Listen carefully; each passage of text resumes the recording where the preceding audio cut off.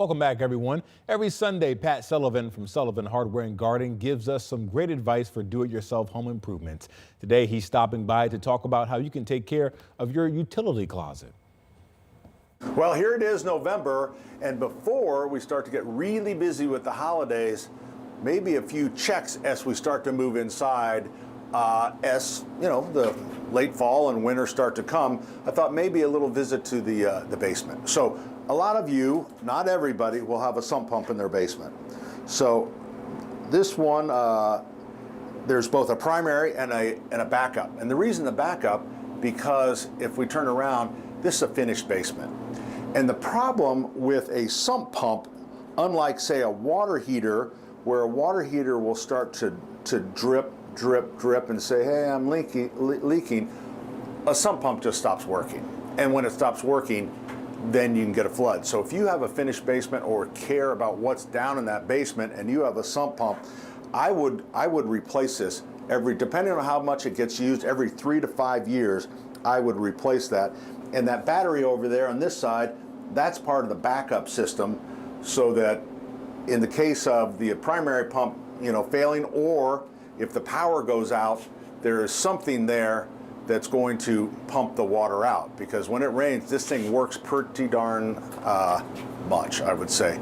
Now the water heater, I talked about that. So the water heater, you wouldn't replace it until it starts to go out, unless you start to feel like the capacity, you're not getting enough water, because sometimes if you don't have a softener in your house, you'll get buildup inside and you actually lose capacity. That's what, like when you hear all that popping noise, the popping noise you hear from a water heater is as the flames are going through those deposits, they start popping. So that's just a sign it's starting to build up. So you say, well, maybe I should drain it. Yes, you should drain your water heater. However, don't start that now, because you start it when you have a new water heater, because I'm not sure that I would recommend it. This one's never, I'm not a big, I don't do it. I tell people to do it, but I don't do it. So right down here on the valve, you can put, you would hook a hose up, you would turn it on, let it run, 10, 15 minutes or so. The problem is, if there's a lot of calcium in there, you were just looking for something to do on a Saturday afternoon, well, now the valve doesn't shut off. So if the valve doesn't shut off and now it's dripping, you're going, what did I just do?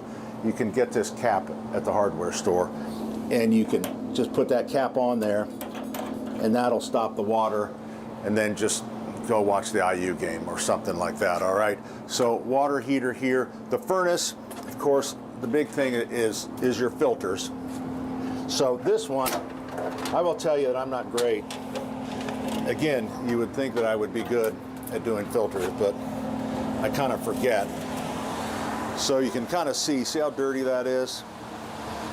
I had a HVAC contractor one time told me that I was too stupid to use this kind of filter, because these 3M filters, they electrostatically charge, so they grab a lot. Now I put that one in June of 23. It's not very good, is it? So change your filter. Depending on the type, it could be every month. You can't really change it too much. It'll do a lot for you.